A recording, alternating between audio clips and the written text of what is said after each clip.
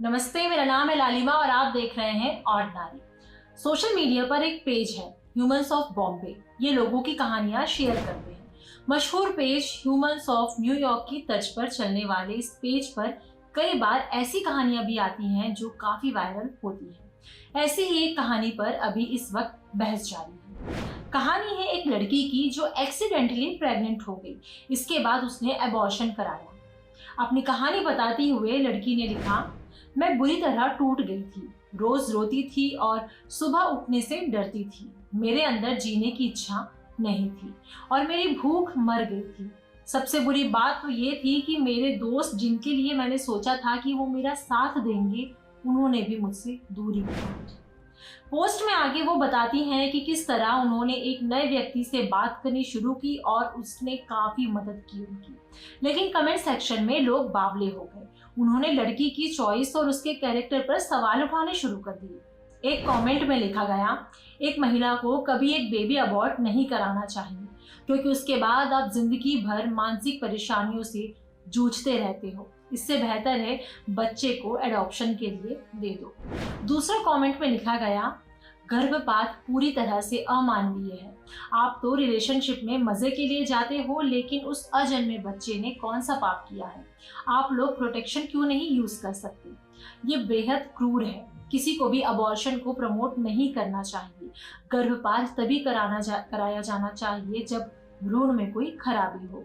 एक और कमेंट में लिखा गया, मुझे इसका मतलब समझ नहीं आता। आप खुद को किसी ऐसे व्यक्ति के सामने कैसे समर्पित कर सकते हो जिसके बारे में आप श्योर नहीं हो। एक और यूजर ने कमेंट किया, ये कितनी हास्यास्पद बात है, किसी एक के साथ बेबी करना और फिर किसी दूसरे के साथ अफेयर करना। ये हमारा कल्चर नहीं है, ये महिलाओं की आज़ादी नहीं है, ये भारतीय कल्चर के खिलाफ है। इतने कमेंट्स के बीच कुछ लोग ऐसे भी थे जिन्होंने लड़की की तरफदारी की और इन ट्रोल करने वाले कमेंट्स को काउंटर किया। एक यूजर ने लिखा, इस पेज पर आने वाले कमेंट्स मुझे हमेशा अचंभित कर देते हैं।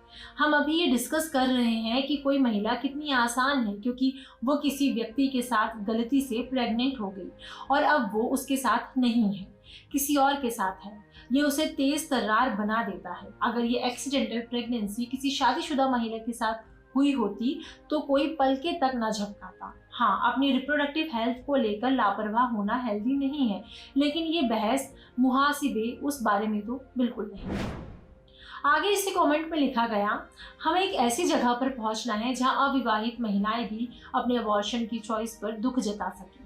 अबॉर्शन अपने आप में एक विवादित विषय है, लेकिन खुलकर बातचीत कर सकने के अभाव में सुरक्षित अबॉर्शन प्रैक्टिस तक पहुंचना मुश्किल हो सकता है।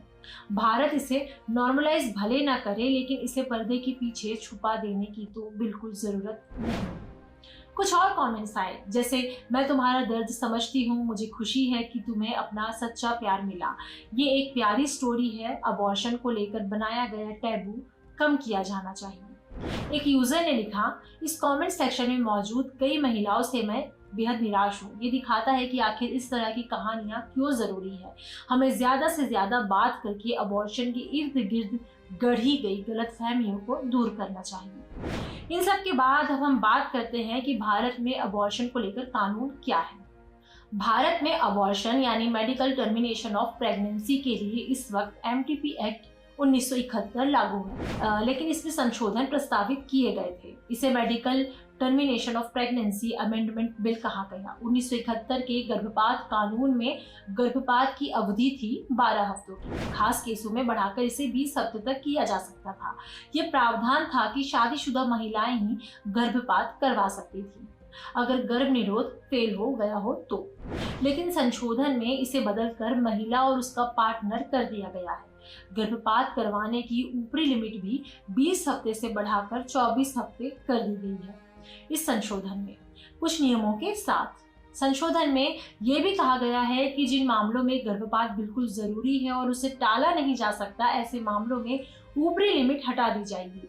इनको जांचने परखने के लिए एक मेडिकल बोर्ड बनाया जाएगा हर राज्य में। ये बिल मार्च 2020 में पेश हुआ था। लोकसभा में ये पास हो चुका है और अभी ये राज्यसभा में पेंडिंग है। इस वीडियो के बारे में आपकी क्या राय है, आप हमें कमेंट सेक्शन में जरूर बताएं। ये जानकारी आप तक हमारी साथी प्रेरणा लेकर आई थी।